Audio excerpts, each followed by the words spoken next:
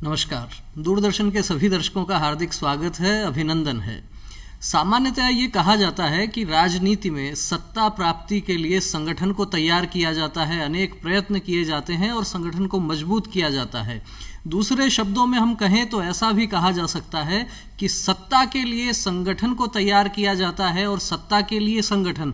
इस प्रकार की बातें हम अक्सर सुनते रहते हैं, लेकिन इस दौर में एक नाम सुनाई दे रहा है, काफी समय से एक टर्म लगातार चल रहा है और वो टर्म है सेवा ही संगठन।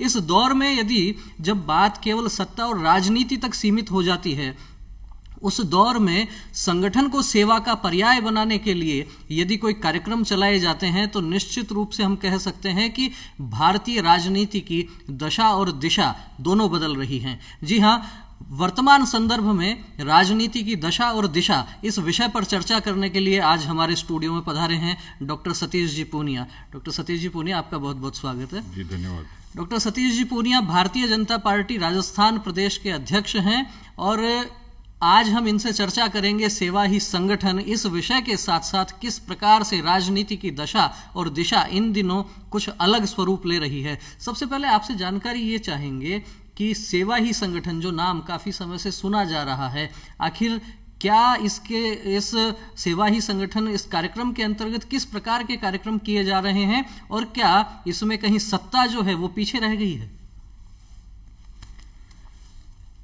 देखिए, आपने माननीय प्रधानमंत्री नरेंद्र मोदी जी को अक्सर कहते हुए सुना होगा कि जन भागीदारी एक शब्द इस्तेमाल करते हैं, उपयोग करते हैं वो अक्सर जी। और हम लोग पुराने राजनेताओं को जब देखते हैं तो अक्सर वो लोग बोलते थे कि राजनीति सेवा का माध्यम है जी। अलग अलग समय का एक परसेप्शन है। लोग कहते हैं कि राजनीति पेशेवर हो गई, प्रोफेशनल हो गई। एक मिश्रित सी धारणा है, किन्हीं को लगता होगा, लेकिन इसका जो मर्म है वो यही है कि राजनीति वास्तव में लोगों की सेवा के लिए बनी है। दुनिया में लोकतंत्र और लोकतंत्र में वोट की राजनीति और वोट से उपजा हुआ राज जो जनता के लिए, जनता के द्वारा तैयार होता है जी। इसलिए शासन प्रणाली सबसे उपयुक्त है लोकतंत्र की, और उस लिहाज से एक अपेक्षा जनता की रहती है। केवल ये राजनीति यदि वोटों तक सीमित हो या सत्ता तक हो तो जनता के बीच में एक निराशा होती है। उस निराशा को दूर करने के लिए कई राजनीतिक दलों को, विचारों को ये साबित करना पड़ा कि हम जनता के लिए बने हैं। आप यदि भारत की राजनीति के कालखंड को देखेंगे तो एक लंबे समय तक एक पार्टी को शासन करने का अवसर मिला, लोगों को निराशा हुई। एक दूसरे दल को देखा कि जिसने अपने देश के एजेंडे के लिए काम किया। तो प्रधानमंत्री जी की मैं बात का जिक्र कर रहा था, वो अक्सर कहते थे कि जन भागीदारी, सरकारों की मर्यादाएं, सीमाएं, लेकिन जनता की भागीदारी से कुछ चीज़ों को ठीक किया जा सकता है जी। और ये उदात्त भावना थी। और राष्ट्रीय अध्यक्ष जी ने, माननीय जेपी नड्डा जी ने इस कोरोना के वैश्विक महामारी के पहली लहर पे ये आह्वान किया कि एक बड़ी विकट स्थिति है और ऐसी स्थिति में जब लोग घरों में बंद होंगे तो जो बाहर लोग होंगे, जो फ्रंटलाइन वर्कर्स होंगे, पहले तो उनको संबल कौन देगा। यहाँ से ये चीज़ें शुरू हुई। दूसरा, ऐसे बहुत लोग हैं जो रोज कमाते और खाते हैं, उनके लिए सहारा कौन बनेगा। तीसरा, वो लोग हैं कि जिनको जो केवल सिंगल पेरेंट्स हैं, आइसोलेशन में हैं। तो इस तरीके से जब ये चीज़ शुरू हुई, हमें पहले वर्चुअल निर्देश मिले, लेकिन ये सब चीज़ें वर्चुअली पॉसिबल नहीं, संभव नहीं थी जी। और इसलिए पार्टी ने कहा कि अब इस पहली लहर में सेवा ही संगठन है, यानी संगठन का पर्याय है सेवा, कि सेवा करेंगे तो संगठन अपने आप में उसमें परिभाषित होगा। और इसलिए पूरे देश भर में और प्रदेश में भी उनके उस निर्देशों का अनुसरण करते हुए बहुत बड़ा काम पूरे देश भर में हुआ, जिसमें लोगों को राशन, भोजन, उपचार, इस तरीके की तमाम सुविधाएं इस माध्यम से मिली। राजस्थान में भी उनके निर्देश थे और मुझे खुशी है कि राजस्थान के कार्यकर्ताओं ने पहली और दूसरी लहर दोनों के दौरान बहुत बेहतरीन काम किया और एक अनुशासित तरीके से काम किया। दुर्भाग्य ये था कि हमारे 600 कार्यकर्ता इस तरीके से सेवा करते काल कलवित हुए।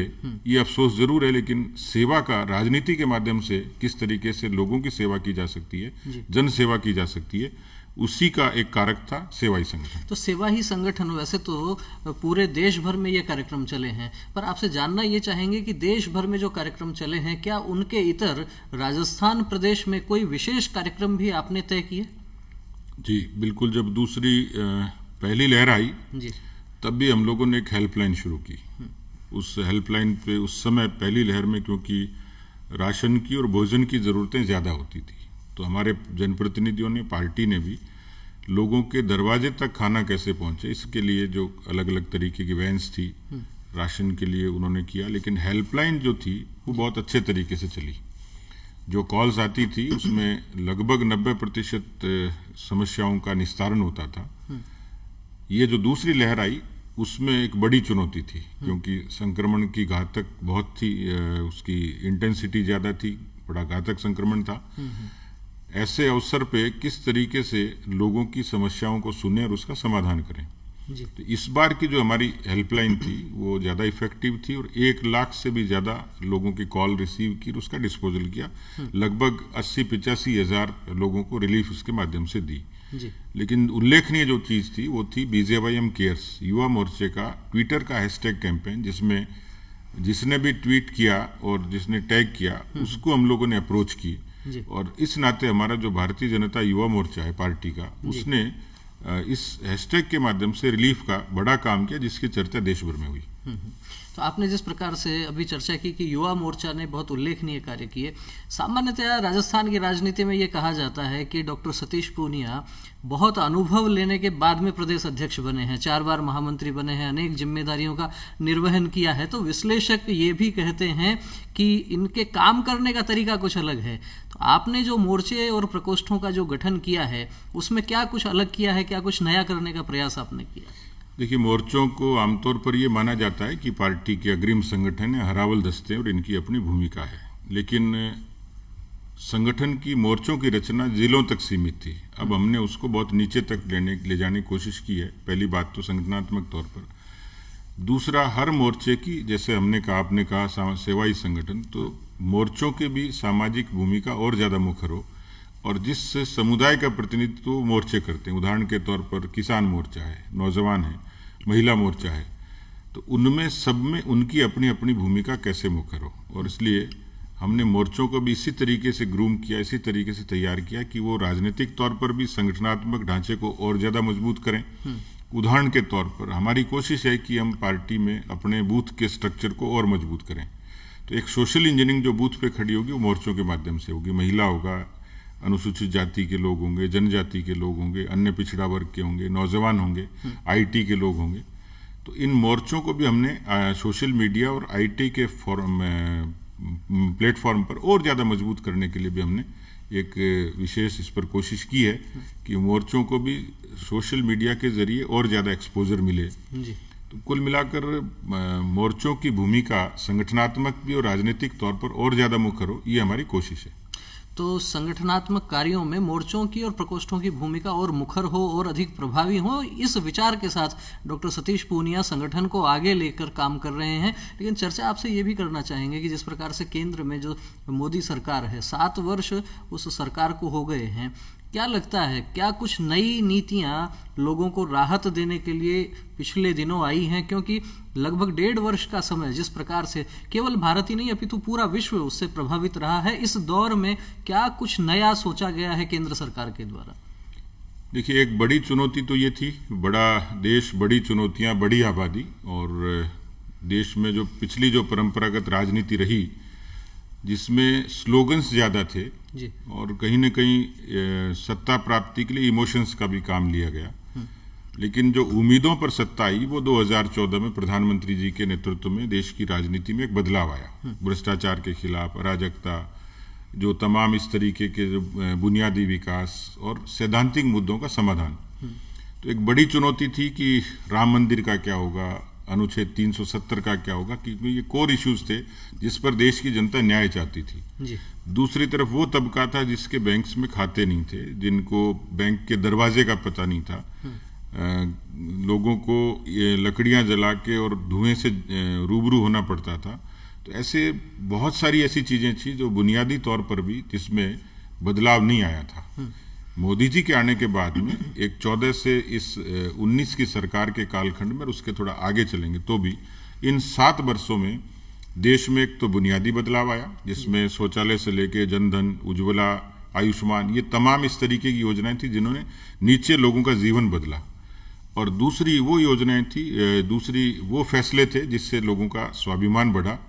भगवान राम के मंदिर के भव्य मंदिर के निर्माण का मार्ग प्रशस्त हुआ, अनुच्छेद 370 से कश्मीर जैसी समस्या का समाधान हुआ। तो कुल मिलाकर बुनियादी विकास और वैचारिक मुद्दों का समाधान। अब चुनौती थी कि कोविड आया, कोरोना का कालखंड आया। इस कोरोना के कालखंड ने देश की अर्थव्यवस्था को सीधे सीधे चुनौती दी, लेकिन भारत के प्रधानमंत्री जी की दिलेरी देखिए कि 20 लाख करोड़ का जो आत्मनिर्भर भारत का पैकेज था, उसने भारत की एक नीचे की आर्थिक प्रगति को एक ताकत दी। और इसलिए उसी से निकला अंत्योदय की वो उदात्त भावना कि 50 लाख स्ट्रीट वेंडर्स को, उनको बिना किसी इंटरेस्ट के, बिना किसी ब्याज मुक्त लोन की व्यवस्था की, उन्होंने अपने जीवन यापन शुरू किया। बड़ी चुनौतियां थी, लेकिन बहुत सारे ऐसे धीरे धीरे फैसले होते रहे। इसमें एक अभी जो महत्वपूर्ण फैसला हुआ, जिससे मुझे लगता है कि बीच के कालखंड में जो निर्णय हुए, उदाहरण के तौर पर 11.5 करोड़ किसानों को 1,36,000 करोड़ का सीधा सीधा प्रधानमंत्री किसान सम्मान निधि से उनके खातों में ट्रांसफर होना। ये पैसा किसान की जेब में गया, ये पैसा छोटे मार्केट में सर्कुलेट हुआ, और इसलिए उसने भारत के उस छोटे बाजार की गति को बनाए रखा। उसने अर्थव्यवस्था को एक संबल दिया। इसी तरीके से अभी जो 3 दिन पहले जो फैसला हुआ है, अभिनव फैसला है कि देश के 2 करोड़ से भी ऊपर व्यापारियों को एमएसएमई के दायरे में उसको परिभाषित किया। ये 2007 से लगातार व्यापारियों की मांग थी। यदि छोटे व्यापारी एमएसएमई के दायरे में आएंगे तो निश्चित रूप से उनको ताकत मिली है कि भारत की अर्थव्यवस्था में उनका एक बड़ा योगदान होगा।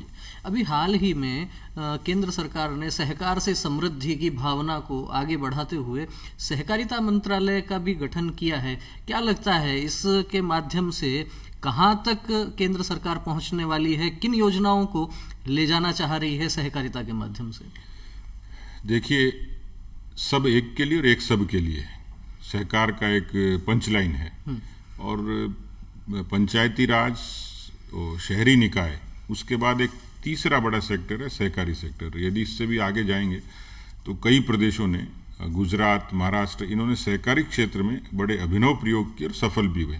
उदाहरण के तौर पर गुजरात की जो अमूल डेयरी है, वो सहकार का एक बड़ा उदाहरण है। कितने लोग रोजगार पाते हैं, किस तरीके से वो अर्थव्यवस्था को गति देते हैं। हमारे यहाँ भी गांव-गांव तक सहकारी इस अभियान की और इस सहकार की भावना की, इस सहकार के नीति की बहुत नीचे तक अप्रोच है। जो ग्राम सेवा सहकारी समिति होती है, बहुत ग्रास रूट का एक मॉडल है। वो किसानों के लिए एक ताकत का काम करता है, खाद बीज से वितरण से लेके और छोटे छोटे लोन तक की। तो ये सारी चीजें जब वो प्रोवाइड कराता है तो उसके किसान के, आम आदमी के दरवाजे तक इस सहकारिता के आंदोलन से सहूलियत पहुंचती है। नया मंत्रालय बनेगा और मोदी जी नवाचार करते हैं स्वाभाविक तौर पर, क्योंकि मानव संसाधन को शिक्षा मंत्रालय में बदला तो एक बदलाव दिखा नई शिक्षा नीति के माध्यम से जी।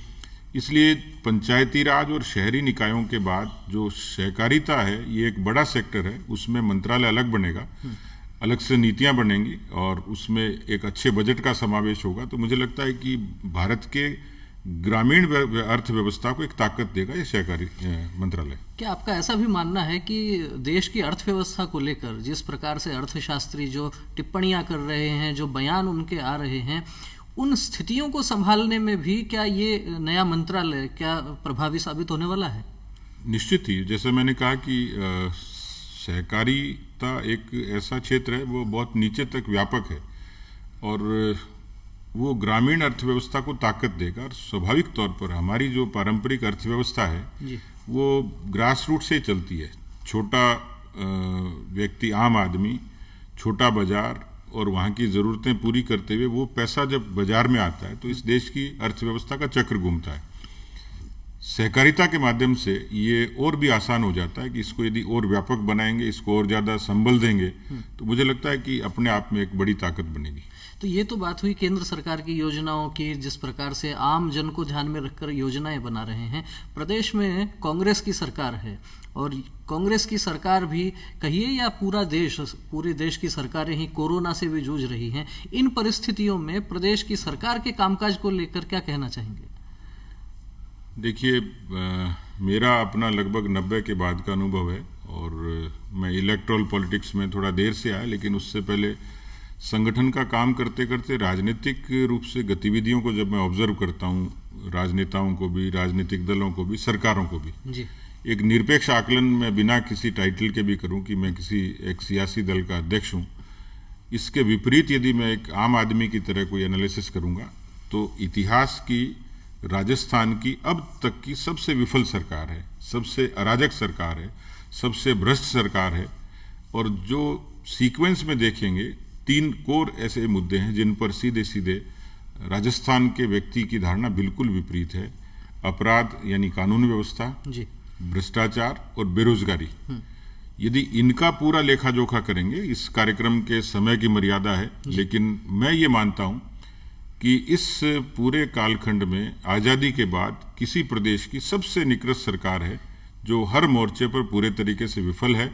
ऐसा लगता है कि सरकार को लोगों का जीवन बचाने में, जीवन को सुरक्षित रखने में किसी भी लिहाज से, चाहे उसको अनाज पहुंचाया जाए, चाहे उसके जीवन को सुरक्षा दी जाए, चाहे उसको अच्छा स्वास्थ्य दिया जाए। हमने देखा है अस्पतालों के दरवाजे पर मरते हुए लोग, जो दृश्य देखा है, केवल सियासी बातें। और ऐसा लगता है कि सरकार केवल अपनी कुर्सी बचाने की फिक्र ज्यादा करती है और लोगों का जीवन बचाने की फिक्र कम करती है। आप प्रदेश की सरकार को जिस प्रकार से विफल बता रहे हैं, तो कारण क्या है? इच्छा शक्ति की कमी है या सरकार के लक्ष्य और उद्देश्य बदले हुए हैं? क्या कारण मानते हैं? देखिए, पहली बात तो इस सरकार के पास एब्सोल्यूट मेजोरिटी नहीं थी। यानी जो सरकारें चुन के आती हैं, जिनके पास बहुमत होता है, वो लंबे समय तक उसको एंटरटेन करती हैं। ये सरकार जब बनी थी तो सरकार की बुनियाद कमजोर थी। 99 सीटें आई थी और अभी भी उस 99 के फेर में ही है। बीएसपी को मर्ज किया, उसकी अभी पिटीशन सुप्रीम कोर्ट में चल रही है। उस पर एक लंबी बहस हो सकती है कि पूरी पार्टी को 6 के 6 विधायकों का आपने मर्ज कर लिया। पार्टी का चुनाव चिन्ह जिंदा है, पार्टी के अध्यक्ष जिंदा है, पार्टी का पूरा संविधान जिंदा है, तो 6 वो लोग, 13 इंडिपेंडेंट्स। यानी सरकार हमारे यहाँ पूर्वी राजस्थान में जो जुगाड़ चलता है, उस जुगाड़ की सरकार है। और जुगाड़ पर हाईकोर्ट ने राजस्थान में रोक लगा रखी है, राजस्थान के हाईकोर्ट ने, माननीय उच्च न्यायालय ने। तो जुगाड़ की सरकारें जुगाड़ से ही चलती हैं, इसलिए उनका न तो उसमें हॉर्न होता, न लाइट होती, वो फंटे और टंटे होते हैं। उस लिहाज से सरकार चल रही है। इनके भीतर जो अंतर्कलह है वो दूसरा बड़ा कारक है कि पार्टी के भीतर जब इस तरीके से महत्वाकांक्षी लोग होंगे जिसमें विग्रह होगा, 42 दिन सरकार बाड़े में बंद रही। इसी कारण कोरोना का कुप्रबंधन हुआ। और इसलिए जो सरकार, जो पार्टी नैतिक रूप से कमजोर होती है, उसका असर सरकार पर होता है और सरकार का सीधे सीधे गवर्नेंस का असर जनता पर होता है। और इसीलिए ये अच्छा शासन नहीं दे पाए 2.5 साल में। आपने जिस प्रकार से बात कही, संकेत में कहीं ना कहीं इशारा कांग्रेस के संगठन की ओर भी है कि वहां भी सब कुछ ठीक नहीं है। भारतीय जनता पार्टी प्रदेश के संगठन में क्या सब कुछ ठीक है? देखिए, एक सुनियोजित सी चर्चा है जी, मैं उसको साजिश भी कह सकता हूं कि कांग्रेस के भीतर झगड़े हैं, कांग्रेस की सरकार कमजोर है। एक दिन तो 12 मिनट में 3 बलात्कार हुए। इस समय नेशनल क्राइम रिकॉर्ड ब्यूरो कहता है कि सर्वाधिक अपराधग्रस्त राज्य है। दलितों पर, बच्चियों पर, महिलाओं पर सर्वाधिक अपराध हैं। पार्टी के भीतर विग्रह है। बेरोजगारी सबसे ज्यादा है, 27% से भी ज्यादा बेरोजगारी। राजस्थान के बेरोजगार दिल्ली में धरना दे रहे हैं। तो ये जितने कोर इश्यूज थे, इनको डाइवर्ट करने के लिए और ये दिखाने के लिए कि कांग्रेस में विग्रह है और बीजेपी में भी है, इसलिए केवल सोशल मीडिया और मीडिया के बयानों को आधार बना के पार्टी को इस तरीके से डेंट करने की कोशिश होती है, बदनाम करने की कोशिश होती है। पार्टी का, भारतीय जनता पार्टी और कांग्रेस का जब कंपैरिजन करेंगे तो आज हम लोग बूथ तक हैं, शक्ति केंद्र तक हैं, मंडल है, जिला है, और पार्टी पूरे तरीके से, जो आपने शुरुआत की सेवाई संगठन की, यदि संगठन मजबूत नहीं होता तो लोगों की सेवा नहीं होती। संगठन मजबूत नहीं होता तो सरकार को इस तरीके से बैकफुट पर हम खेलने के लिए मजबूर नहीं कर पाते। इसलिए पार्टी पूरे तरीके से इंटैक्ट है। सिवाय जो सियासी बयानबाजी कहीं ना कहीं होती जी। है, वो मैं मानता हूं कि ये भजन मंडली नहीं है, इसलिए बर्तन होंगे, खटकते भी होंगे, कुछ लोग अपनी राय इतर भी रखते होंगे, नहीं, लेकिन जब फिर भी चर्चा ये होती है कि किसी पोस्टर से किसी नेता का यदि चित्र हट जाता है तो पार्टी के कुछ विधायक या कुछ नेता बयान देते हैं व्यक्ति विशेष के लिए, क्या भारतीय जनता पार्टी में ये सब स्वीकार्य है? किस प्रकार से हैंडल कर रहे हैं? देखिए, भारतीय जनता पार्टी को लोगों ने अटल जी, अडवाणी जी के जमाने से देखा है जी। और उसी परंपरा को माननीय मोदी जी, अमित शाह जी, नड्डा जी, ये सब उस परंपरा के आगे चलते हैं। और इस लिहाज से पार्टी के भीतर जितने तमाम नेता हैं उनका अपना मान सम्मान है। और जो बाकी जो सियासी चीजें होती हैं कि ये जो छोटी छोटी चीजें, मान लीजिए सोशल मीडिया के किसी पोस्ट पर किसी व्यक्ति ने पोस्ट पर पोस्टर नहीं लगाया, वो जो मैंने कहा कि वो किसी सोशल मीडिया की बहस का चर्चा हो सकती है, डिबेट हो सकती है, डिबेट होती होगी, पर पार्टी की तरफ से अपनी मर्यादा के बाहर किसी नेता का न तो उनका अपमान होता है, हम सबका बराबर सम्मान करते हैं, उनकी अपनी प्रोफाइल है, उनका अपना एक कद है, उसका पार्टी सम्मान करती है। ये जो आपने कहा अपवाद स्वरूप कुछ लोग ऐसे हैं जो अपनी व्यक्तिपरक निष्ठा को और ज्यादा तरीके से दिखाने के लिए कि भाई हम सगे हैं, पर मुझे लगता है ये जो हमने बार बार भी कही, हमारे प्रभारी जी ने इसको बहुत अच्छे तरीके से परिभाषित किया है, डिफाइन किया अपने इंटरव्यूज में कि पोस्टर्स के लिए भी एक प्रोटोकॉल केंद्र का बना हुआ है, उसको हम लोग फॉलो करते हैं। जहां जिस नेता की आवश्यकता होती है उस जगह उसको पर्याप्त उचित स्थान मिलता ही है। हमारी नजर में पोस्टर या सोशल मीडिया की पोस्ट ये डिबेट का और बहस का विषय नहीं है। एक्सेप्शनली कुछ लोगों ने ऐसा कहा है, लेकिन वो ऐसा करके न खुद का न पार्टी का भला कर रहे। ऐसा तो नहीं है कि कहीं जो अगला चुनाव प्रदेश में लड़ा जाने वाला है, किसके चेहरे पर वो चुनाव लड़ा जाएगा, उसके लिए एक प्रकार से तैयारियां शुरू हो गई हैं इन बयानों के माध्यम से? क्या कहना चाहेंगे? देखिए, जब शादी होती है तो ब्याह होता है, तो ब्याह की एक तारीख होती है, जो उसके साथ साथ जो सारे उपक्रम हैं, संगीत संध्या भी होगी, पंडित भी आएगा, फेरे भी होंगे, सारे काम होंगे जी। लेकिन अभी तो 2.5 साल है, कब चुनाव होंगे, कौन मुखिया होगा, किसके नेतृत्व में लड़ेंगे, ये चीजें केंद्र ने बहुत स्पष्ट कर दी हैं कि पार्टी का पार्लियामेंट्री बोर्ड अपने आप में सक्षम है, वो जिसको नेता तय कर देगा या नहीं कर देगा, ये भी भविष्य के गर्भ में है। तो जिसको पार्टी का जो निर्देश देगा सब उसको फॉलो करेंगे, उसके पीछे चलेंगे, पार्टी के परे तो कोई जाएगा नहीं जी। इसलिए इसमें किसी को आशंकित होने की, घबराने की, परेशान होने की, हैरान होने की आवश्यकता नहीं है। लेकिन मुझे लगता है कि ये जो सारी चर्चाएं, इसको मीडिया और सोशल मीडिया में ज्यादा मुखर तरीके से हवा देने का काम कांग्रेस के लोग ही कर रहे हैं। पिछले दिनों आपका एक बयान बहुत चर्चाओं में रहा। आपका बयान इस प्रकार से रहा कि शिशुपाल की 99 गलतियां माफ कर दी जाती हैं। किस तरफ इशारा था? कौन शिशुपाल है? किसका सुदर्शन चलने वाला है? क्या कहना चाह रहे थे? देखिए, सुदर्शन तो पार्टी का ही चलता है, हम लोग तो उसके कारक हैं। जो बात कही गई वो किसी व्यक्तिगत संदर्भ में नहीं थी। स्वाभाविक है कि हम लोग जब पार्टी ज्वाइन करते हैं तो एक शपथ लेते हैं हम लोग पार्टी के विधान के अनुसरण की, हमने अनुशासन की। जब कोई व्यक्ति पार्टी की मर्यादा से बाहर जाके कोई कृत्य करता है या कोई बात करता है तो उसका असर पार्टी के कार्यकर्ताओं पर, समाज पर जाता है। हमारी कोशिश है कि पार्टी के भीतर अनुशासन और मर्यादा बनी रहे और इसलिए उनको ये हिदायत दी जाती है कि भाई आप ऐसा न करें, मौखिक रूप से भी, लिखित रूप से भी। लेकिन कई बार ऐसा होता है कि व्यक्ति उस मर्यादा का लंघन करता है। तो एक टर्म है ये शिशुपाल, कोई सब लोग शिशुपाल ऐसा भी नहीं है, लेकिन कुछ लोग ये कहा जाता है कि कोई व्यक्ति यदि मर्यादा से बाहर जाता है, शिशुपाल का मतलब वही है कि आपके सुनने की और सहने की क्षमता कितनी है और सामने वाला मर्यादा से बाहर कितना जाता है। इसलिए ये केवल एक्सेप्शन नहीं है, देश में और प्रदेशों में अनेक बार इस तरीके की परिस्थितियां बनी हैं।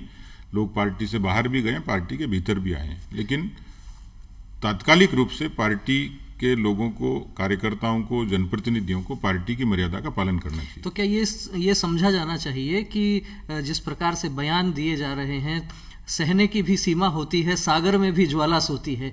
क्या सतीश पूनिया के बारे में ये कहा जा सकता है कि संगठन के अनुशासन को लेकर आक्रामक हो गए हैं?